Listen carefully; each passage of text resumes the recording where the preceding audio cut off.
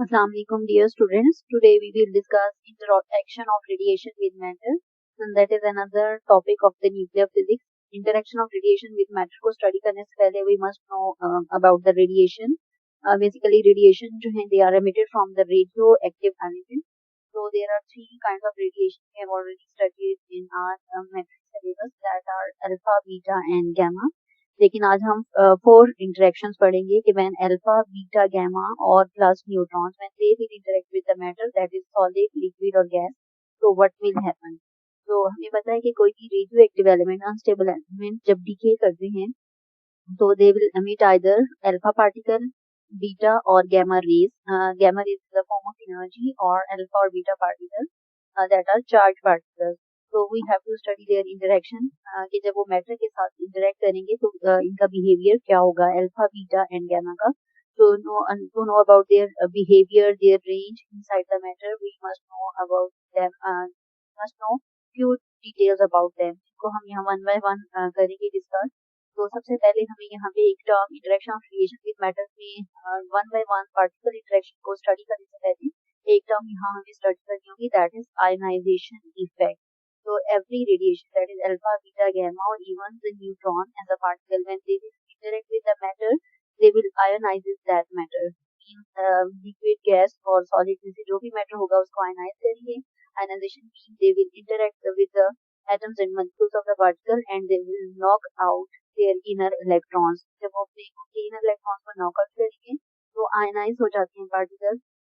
और मैटर के अंदर इन पार्टिकल्स का एक पाथ हम देख सकते हैं आयनाइजेशन की वजह से, क्योंकि जहां जहां से ये गुजरेंगे आयनाइजेशन का फिनोमेना करेंगे और आयनाइजेशन का फिनोमेना हम ऑब्जर्व कर सकते हैं इसकी वजह से. तो यहाँ पर जो है वो हम देखते हैं सबसे पहले आयनाइजेशन जो है वो किस चीज पे डिपेंड करती है. अगर आपका कोई भी पार्टिकल आयनाइज करेगा इंटरेक्शन के रिजल्ट में due to with the matter, तो पार्टिकल कैन बी डिटेक्टेड और measured.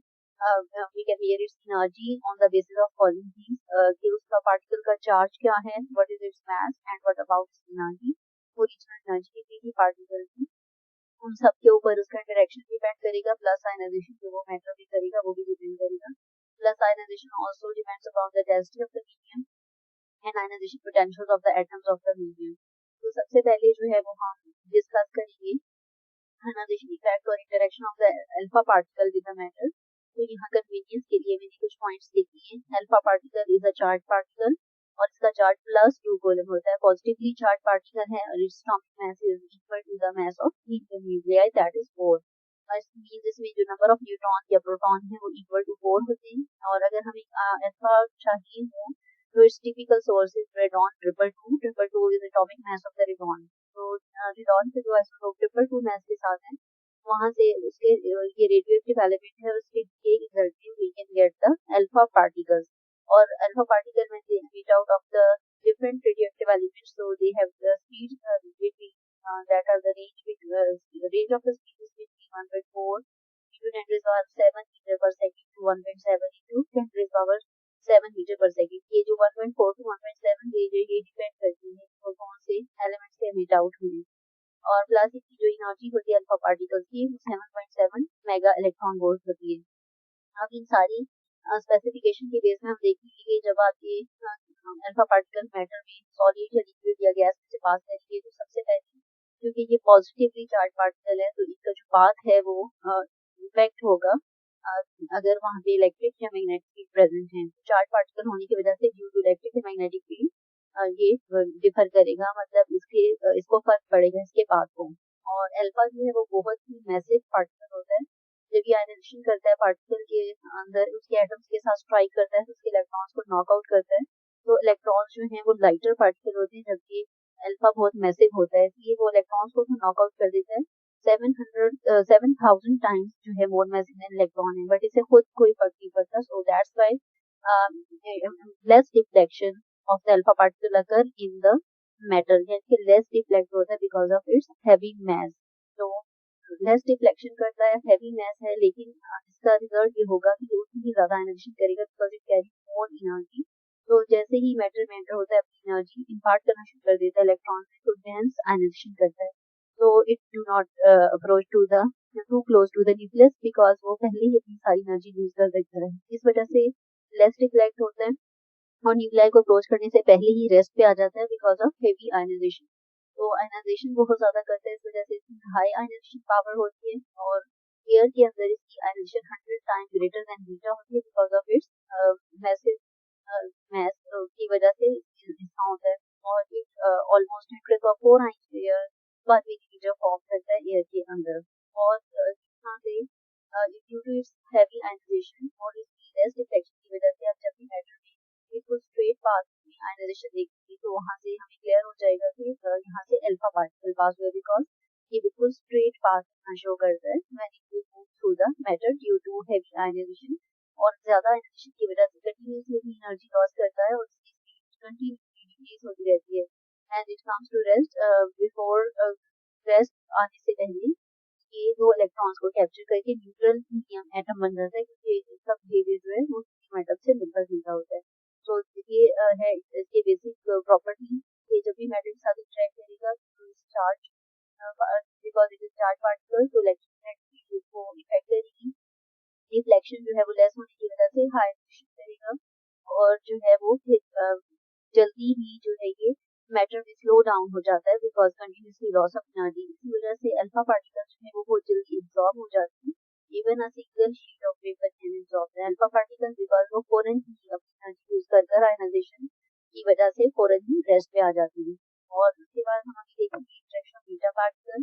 Beta is also a charge particle और इसकी एनर्जी एबिलिटी जो है वो 100 टाइम लेस है आपकी अल्फा पार्टिकल है because it is lighter particle है। जो अल्फा ये मैसेज ही नहीं होता इसलिए जो है वो इसी तरह हम यहाँ पे इंटरेक्शन ऑफ गामा रेज देखेंगे लेकिन हमें कुछ हाईलाइट पॉइंट्स पहले हम वो देखते हैं। Interaction of beta particles in matter में जो इम्पोर्टेंट चीज है वो ये है कि beta is a charge particle and its charge is equal to -1 e मतलब 1 इलेक्ट्रॉन जो इलेक्ट्रॉन का चार्ज होता है उसके बराबर बीटा का चार्ज होता है इसलिए हम बीटा को एज इलेक्ट्रॉन ही कंसिडर करते हैं। Its mass also equal to the mass of an electron. और अगर आपको बीटा पार्टिकल की लेनी हो तो typical source strontium and atomic mass is 94 atomic mass के स्ट्रोंशियम से जो है वो हम इजीली गेन कर सकते हैं बीटा पार्टिकल्स। तो बीटा पार्टिकल्स क्योंकि ये भी चार्ज पार्टिकल है दैट्स व्हाई बीटा पार्टिकल भी चार्ज पार्टिकल होने की वजह से जो पाथ है इसका वो इफेक्ट होता है बाय द इलेक्ट्रिक और मैग्नेटिक फील्ड। और जब भी एमिट आउट होते हैं विद हाई स्पीड होते हैं क्योंकि इलेक्ट्रॉन्स की तरह ये भी लाइटर पार्टिकल हैं और their speed is 1% to 9 of the speed of light होती है दैट इज 3 into 10 मीटर पर 8 मीटर पर सेकेंड। और आयनाइजेशन पावर इसकी स्मॉल होती है 1/100 या 100 time less than of the alpha particle because ये लेस मैसिव होते हैं जिसकी वजह से जो है वो अपनी ज्यादा एनर्जी इम्पार्ट नहीं करते हैं मैटर के अंदर and they travel long range as compare to alpha particle. इनकी रेंज थोड़ी सी ज्यादा होती है बिकॉज जब अपनी एनर्जी लूज नहीं करेंगे आयनाइजेशन कम करेंगे एटम के जो मेटल के पार्टिकल्स हैं वो कम इलेक्ट्रॉन्स को कम नॉकआउट करेंगे तो उतनी ही आयनाइजेशन इनकी कम होगी। तो आयनाइजेशन कम होने की वजह से ये अपनी कम एनर्जी को लूज करेंगे और कम एनर्जी लूज करने की वजह से आगे तक मैटर में ट्रेवल करेंगे। और एयर के अंदर जो ये आयन पेयर्स बनाते हैं वो that is equal to 10⁻² ion pairs per millimetre and because of lighter particle ये जो है वो फ्रीक्वेंटली डिफ्लेक्ट होते हैं मैटर के अंदर क्योंकि जो इलेक्ट्रॉन आयनाइजेशन की वजह से नॉकआउट हो रहे होते हैं उनके साथ भी और एटम्स के साथ मॉलिक्यूल के साथ इनका कोलिजन होता है during their movement inside the matter. तो फ्रीक्वेंट डिफ्लेक्शंस होती हैं जिसकी वजह से इरेटिक पाथ लेंथ इनकी होती है मींस अनइवन किस्म का पाथ जो है ये फॉलो करते हैं प्लस ट्रैवलिंग और स्कैटरिंग होते हैं इनके पाथ मतलब इरेगुलर पाथ होता है तो वो अनइवन होता है इरेगुलर। सो अगर हम किसी भी मटेरियल के अंदर आयनाइजेशन का अनइवन और इरेगुलर पाथ देखेंगे तो वहाँ हमें खुद अंडरस्टैंडिंग हो जाएगी कि यहाँ से बीटा पार्टिकल पास हुए और their penetration power is greater than alpha because alpha बहुत जल्दी आयनाइजेशन कर एनर्जी लूज कर शुरू में ही मैटर के स्टॉप हो जाते हैं लेकिन ये ज्यादा पेनिट्रेट करते हैं so that's why penetration power greater than alpha because of low ionization as compare to alpha. तो ये इजीली पास आउट हो जाते हैं through the 1 centimetre thick aluminium sheet और एल्यूमिनियम शीट जो है उसकी एक स्पेसिफिक थिकनेस है जो इनको स्टॉप कर सकती है that is equal to 5 into 10⁻³ metre. अगर आप इस थिकनेस की एल्यूमिनियम शीट बीटा पार्टिकल के फ्रंट पे रखेंगे तो it can absorb the beta particle. तो इनकी रेंज जो है वो 100 times greater than alpha particle होती है। वो मैंने आपको ऊपर रीजन बताया कि कम आयनाइजेशन करेंगे, कम एनर्जी लूज करेंगे, तो रेंज थोड़ी ज्यादा होगी, ज्यादा आगे तक जो है पास करेंगे। यानी कि alpha particle of the same energy जितनी रेंज में जाएंगे उससे ज्यादा रेंज ये कवर करती है। प्लस सारे पार्टिकल्स की तरह अल्फा बीटा जो है ये फ्लोरेसेंस प्रोड्यूस करते हैं डिफरेंट पार्टिकल्स में, that is barium, platinum cyanide और कैल्शियम टंगस्टेट। एंड फिर मैं डिटेल में बताती हूँ इस फ्लोरेसेंस के फिनोमेना के बारे में, अल्फा बीटा गैमा का तीनों का इकट्ठे। एंड अल्फा पार्टिकल्स जो है वो फोटोग्राफिक प्लेट्स को इफेक्ट करती हैं, लेकिन बीटा जो है उनका फोटोग्राफिक प्लेट के ऊपर ज्यादा इफेक्ट होता है कंपेयर टू अल्फा। तो ये बेसिक इंटरेक्शन की कुछ इसकी आपके पास सामने बेसिक इसके कुछ पॉइंट्स मैंने यहाँ पे डिस्कस किए, जो कि interaction of beta particle with matter है कि वो किस तरह से इफेक्ट करेगा। तो उसे हमने कंपेयर किया अल्फा पार्टिकल के साथ, अब हम इसे कंपेयर करेंगे गैमा रेज के साथ। तो gamma rays are basically energy, photons हैं बंडल या पैकेट ऑफ एनर्जी, जैसे quantons and photons. Gamma rays are just photons. तो डिफरेंट रेडियो एक्टिव एलिमेंट जो हैं वो बीटा अल्फा की बजाय गैमा रेज को यानी कि फोटॉन्स को, एनर्जी को रेडिएट करते हैं। तो क्योंकि ये एनर्जी है that's why gamma rays don't have any charge, so they are chargeless और मैसलेस होते हैं बिकॉज एनर्जी है, लाइटर पार्टिकल होते हैं, बहुत ज्यादा लाइटर होते हैं as compare to alpha and beta, and plus they are photons. तो इनकी एनर्जी के ऊपर डिपेंड करता है कि कितनी एनर्जी के हैं, जितनी एनर्जी होगी उस रिस्पेक्ट से मैटर के अंदर इनके इफेक्ट्स जो हैं वो डिफरेंट होते हैं। इसके थ्री इफेक्ट जो हम पहले भी अपने सिलेबस में पढ़ चुके हैं, photoelectric, Compton and pair production. ये थ्री इफेक्ट्स हैं on the basis of different range of energy. इस डिफरेंट एलिमेंट्स से डिफरेंट रेंज की गैमा की एमिशन हो सकती है। If energy of the gamma rays less than 0.1 mega electron, अगर किसी से एमिट हुई गैमा रेज और इसकी एनर्जी 0.1 मेगा इलेक्ट्रॉन वोल्ट से लेस होगी, तो they will be completely absorb in the matter और एमिट करेंगे इलेक्ट्रॉन को उस मैटर के अंदर से नॉकआउट करेंगे, और that effect is known as photo electric effect. लेकिन अगर इनकी गैमा रेज की एनर्जी 0.1 से ग्रेटर हो जाए और ग्रेटर एनर्जी के साथ ये हो, तो गैमा रेज जो है ये कॉम्पटन इफेक्ट प्रोड्यूस करते हैं और डिफ्लेक्ट होते हैं by the electrons in the atoms और they transfer their energy to the electron as one. और गैमा रेज अगर उनकी energy 0.1 to 1 mega electron volt हो तो कॉम्पटन इफेक्ट ये प्रोड्यूस करेंगे, जो कि आप अपने सिलेबस में पहले ही पढ़ चुकी हैं। एंड अगर हाईएस्ट एनर्जी के जो मैक्सिमम एनर्जी है 1.202 मेगा इलेक्ट्रॉन वोल्ट एनर्जी के गैमा रेज या से ग्रेटर किसी रेडियो एक्टिव एलिमेंट से एमिट आउट होते हैं, वो इंटरेक्ट करेंगे मैटर के साथ, तो दे विल पेयर प्रोडक्शन, जो कि आपको पता है कि that is the production of electron plus it's anti particle that is positron. एक पेयर प्रोड्यूस होता है पार्टिकल्स का, इलेक्ट्रॉन एंड पॉजिट्रॉन का, तो इस प्रोसेस को हम पेयर प्रोडक्शन कहते हैं। इनकी स्पीड जो होती है वो according to the almost equal to the speed of light होती है, and their typical sources cobalt 60 atomic mass का कोबाल्ट जो है वहां से हमें मिल सकती है गैमा रेज। और बिकॉज ये चार्जलेस हैं, मैसलेस हैं, तो कोई भी इलेक्ट्रिक मैग्नेटिक फील्ड जो है इन्हें इफेक्ट नहीं करती, पाथ इफेक्ट नहीं होता। तो इनकी जो आयनाइजेशन पावर है वो बहुत ही स्मॉल है बिकॉज बिल्कुल ही लाइटर पार्टिकल है, 1/100 ऑफ बीटा, जिससे बीटा से भी 100 टाइम लेस है, आयनाइज करते हैं, अपनी एनर्जी पार्ट नहीं करते बल्कि मैटर भी फर्दर चलते रहते हैं, पेनिट्रेट करते रहते हैं। तो क्योंकि आयनाइजेशन बहुत कम करते हैं तो इनकी पेनिट्रेशन पावर बहुत ज्यादा हाई होती है because they do not lose their energy during their path through the matter, so they can even pass through the iron blocks of 30 centimeter, even concrete में से भी ये पास हो जाते हैं, इसकी वजह से इनकी पेनिट्रेशन पावर जो हायर है। और यहाँ पे एक और गैमा के बारे में इंटेंसिटी है कि गैमा की इंटेंसिटी सोर्स से जो है वो रिड्यूस होती है, किस तरह से वो हमने देखी है। तो गैमा की इंटेंसिटी रिड्यूस होती है 1/t स्क्वायर, यानी कि सोर्स से अगर 1/t स्क्वायर के अराउंड उसका डिस्टेंस बढ़ता जाएगा तो वैसे वैसे इंटेंसिटी कम होती जाएगी। तो इसकी इंटेंसिटी के लिए रिलेशन जो अभी मैं पॉइंट आउट करी ये रिलेशन यूज करती है, ये this is original intensity from the source है और e माइनस x है एक्चुअली एक्सपोनेंशियली करती है इंटेंसिटी गैमा रेज। तो इसमें यहाँ पे x is the distance covered by the rays and u जो होता है वो it is the coefficient of absorption, coefficient of the medium है, डिपेंड करता है कि energy of the photon as well as on the properties of matter पे। तो ये सारा जो रिलेशन है इससे हमें पता चलता है कि उसकी इंटेंसिटी कितनी कम होती है। तो बेसिकली डिस्टेंस जैसे जैसे सोर्स से बढ़ता जाएगा गैमा रेज का वैसे वैसे इसकी इंटेंसिटी डाउन हो जाती है। तीनों रेडिएशंस हमारी alpha beta gamma they cause the fluorescence. Basically fluorescence ये फिनोमेना होता है कि ये तीनों जो हैं किसी भी मैटर जब इंटरैक्ट करती हैं तो they are high frequency radiation. और फ्लोरेसेंस का फिनोमेना एक चमक या ग्लो तब प्रोड्यूस होता है जब हाई फ्रीक्वेंसी रेडिएशन किसी मैटर में एब्जॉर्ब हो and that matter re emit the low frequency radiation. वो लो फ्रीक्वेंसी रेडिएशन जब इमिट आउट होती है तो वो in the form of fluorescence हमें नजर आती है। लास्ट में हम डिस्कस करेंगे यहाँ interaction of the neutron with matter. ये मैटर के साथ जो है अगर न्यूट्रॉन इंटरेक्ट करें तो कैसा है, न्यूट्रॉन का जो इंटरेक्शन है वो बहुत ही इंटरेस्टिंग है। Neutrons they never stop until they reach the nucleus. जब तक न्यूक्लियस में रीच ना कर जाए ये स्टॉप नहीं करते और न्यूक्लियस ही इनको स्टॉप करता है मैटर के अंदर।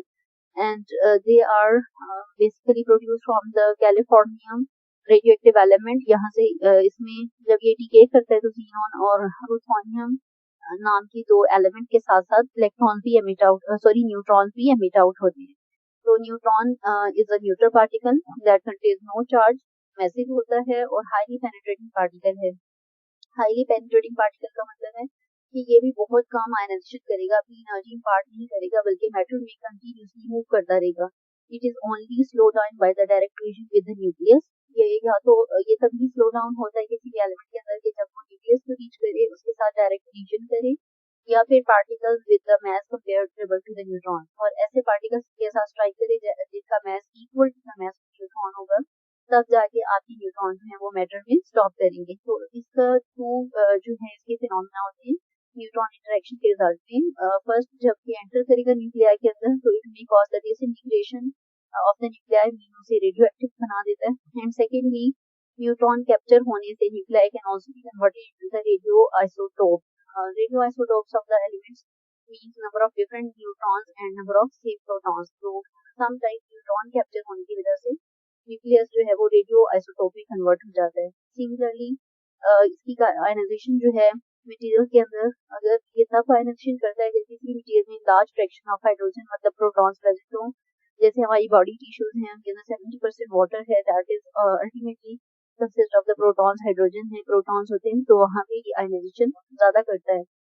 और न्यूट्रॉन्स जो हैं इनका न्यूक्लियस के साथ इंटरेक्शन के रिजल्ट में पाथ जो है वो अगर directly they collide to the nucleus, their path will be change, their energy will be change. But अगर यही मैटर के अंदर neutron will interact with the electrons, there will be no change in the path and no energy changes occur.